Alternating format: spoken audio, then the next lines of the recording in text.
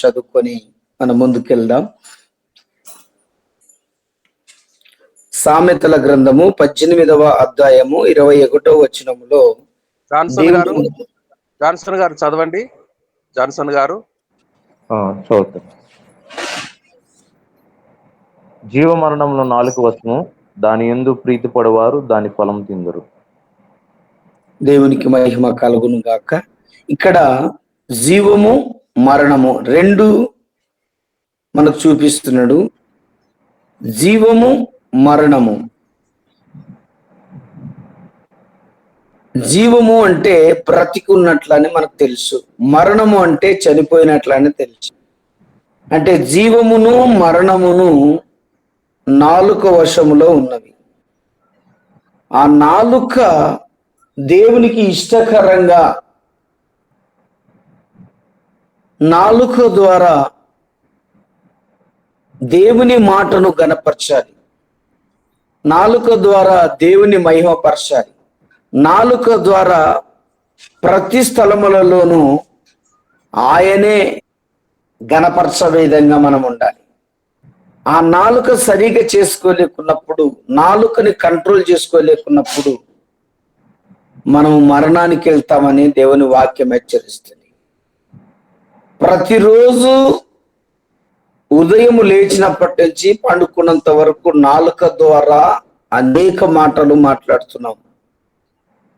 అయితే ఆ నాలుకని కంట్రోల్ చేసుకున్నప్పుడు ఎలా ఉంటాము, నాలుకను కంట్రోల్ చేసుకోలేకున్నప్పుడు ఎలా ఉంటాం అనేది దేవుని వాక్యం మనకి హెచ్చరిస్తూ, నాలుక ద్వారానే అంట మనకు మరణం వస్తుంది, నాలుక ద్వారానే జీవము కూడా వస్తుంది. అయితే యోహాను సువార్తలో మనకు ఒక మాట హెచ్చరిస్తాడు, తీర్పులు అనేటువంటి మాట అక్కడ మనకు హెచ్చరిస్తుంది. ఈ నాలుక ఎప్పుడైతే మనం సమాజంలో కంట్రోల్ చేసుకోలేక దేవుని బిడ్డగా మనం జీవించి కూడా దేవునికి ఇష్టకరంగా జీవించకపోతే, ఈ నాలుకను కంట్రోల్ చేసుకోకపోతే ఒకనాడు తీర్పు ఉంది. ఆ తీర్పులో మనం ఎలా ఉండబోతామని దేవుని వాక్యం హెచ్చరిస్తుంది. యోహాను సువార్త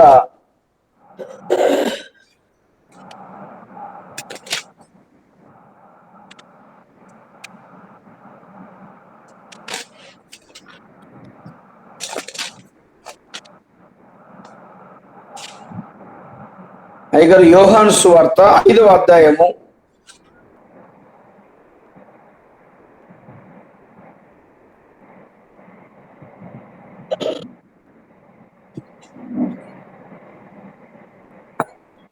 29వ వచనం ఒకసారి చదువుకుందాం. అయ్యగారు,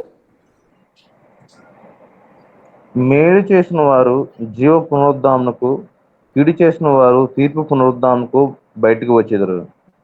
మేలు చేసిన వారు, నీ నాలుక ద్వారా మేలు, నీ నాలుక ద్వారా కీడు. అందుకే మరణమును జీవమును రెండు నీ ఎదుట ఉంచినాడు అంటాడు. బ్రతుకుతున్న దినములలో నీ నాలుక ద్వారా మేలు జరగాలి. దేవుడు మహిమపరిచితేనే నీకు తీర్పు ఉండదు. దేవుడు మహిమపరచపడకపోతే, దేవునికి ఇష్టం లేకపోతే, దేవుడు ప్రేమించకపోతే ఎక్కడుంటామనేది కూడా దేవుని ఉనికి వాక్యం హెచ్చరిస్తుంది. పునరుద్ధాన జీవితమును, పునరుద్ధానమునకును కీడుకును అని హెచ్చరిస్తూ అక్కడ 24 వచ్చిన ఒకసారి చదవండి అయ్యారు. అక్కడే అదే 5వ అధ్యాయంలోనే,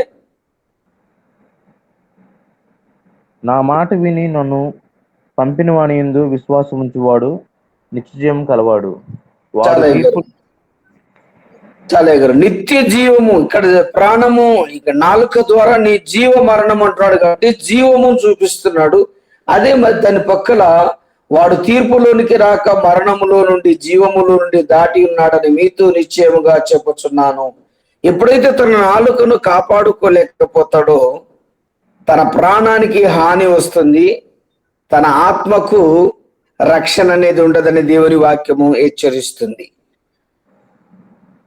సామెతల గ్రంథము 24వ అధ్యాయం 13వ వచనములో మనం ఒకసారి చూసుకున్నట్లయితే, నా కుమారుడా తేనె త్రాగుము, అది రుచి కలది కదా, తేనె పట్టు తినుము, అది నీ నాలుకకు తీపియే కదా. మన పిల్లలకు మనం తేనెని ఎందుకు తాపగలుగుతున్నామంటే మాటలు చక్కగా మాట్లాడాలని, మాటలు నీటిగా రావాలని చిన్నతనములోనే మన పిల్లలకు తేనె మనం త్రాపుతున్నాం. నాలుక ఏమైనా సరిగా ఆడకపోతే, మందమైతే, మాటలు రాకోకుంటే మనం నాలుకను తేనె ద్వారా నాలుకను సరి చేయగలుగుతున్నాం. ఇక్కడ నాలుక ఎంత ప్రాముఖ్యం అనేదంటే, ఈ లోకంలో బ్రతుకుతున్న మనకు మరణానికి తీసుకుపోవాలన్నా, నరకానికి తీసుకుపోవాలన్నా, ఎంతటి మహాను వ్యక్తి అయినటువంటి వాడైనా తన నాలుకను కంట్రోల్ చేసుకోలేకపోతే తన ప్రాణాన్ని కాపాడుకోలేవని దేవుని వాక్యము హెచ్చరిస్తుంది. యోబు గ్రంథము 20వ అధ్యాయము 12వ వచనం ఒకసారి చదువుకుందాము.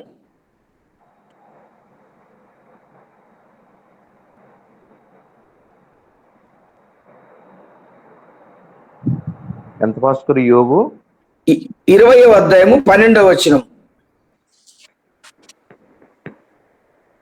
చెడుతనము వారి నోటికి తీగా ఉండిను, వారి నాలుగు క్రింద దాన్ని దాచిపెట్టేది. చెడుతనం ఎక్కడ దాచిపెడతారంట? నాలుక కింద దాచిపెడతారంట.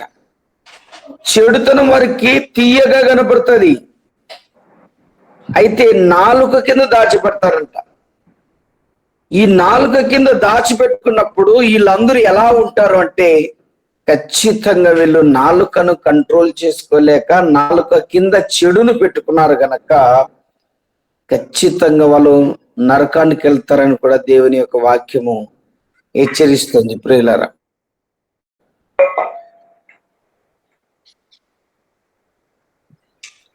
యోబు గ్రంథము 20వ అధ్యాయములు 16 వచనం ఒకసారి చదువుకుందాం. అదే అధ్యాయం అయ్యగారు, 20 అధ్యాయము 16 వచనం.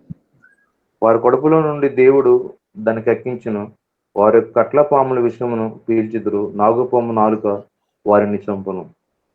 చూడు ఎన్ని రకాలు ఇక్కడ మనకు కనపడుతున్నటువంటి మాటలు. కడుపులో నుండి దేవుడు దాన్ని కక్కించును, వారు కట్ల పాముల విషయమును పీల్చుదురు, నాగుపాము నాలుక వారిని చంపును.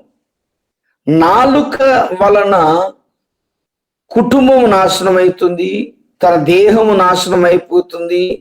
మనకిచ్చినటువంటి పరిచర్యలు కూడా నాలుకను కంట్రోల్ చేసుకోలేకపోతే మనం ఎక్కడ నడిపించబడుతున్నాము?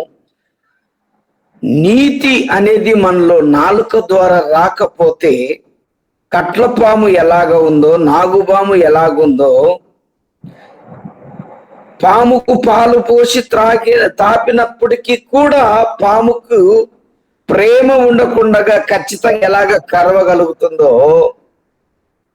ఆ రీతిగానే మన నాలుక మన శరీరములో ప్రాముఖ్యమైన అవయము చిన్నదైనప్పటికీ ఈ దేహాన్ని, ఆత్మను ఎక్కడ నడిపించుకోవాలో మనం గ్రహించుకొని తెలుసుకోలేక నాలుక ద్వారా మనం కంట్రోల్ కాకపోతే నరకానికి వెళ్తామని దేవుని వాక్యం హెచ్చరిస్తుంది.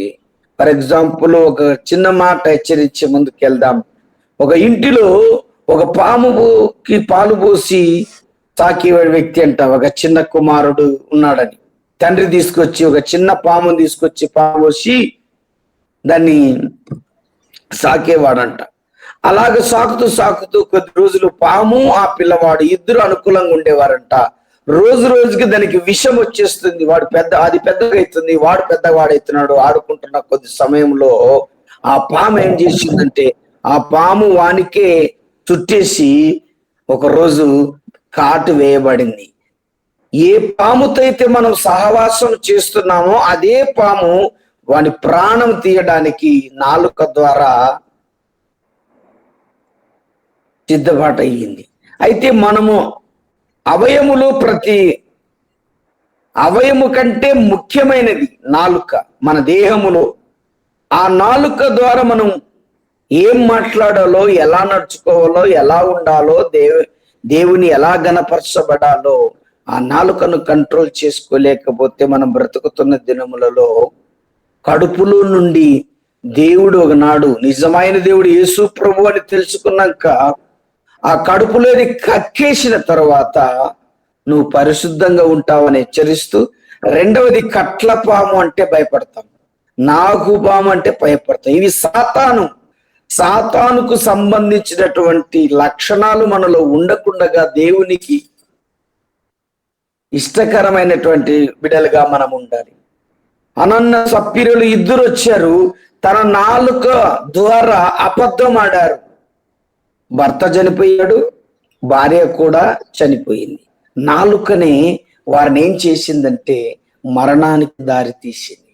ఈరోజు మనం నాలుకను కంట్రోల్ చేసుకోవాలని దేవుని వాక్యము హెచ్చరిస్తున్నాం.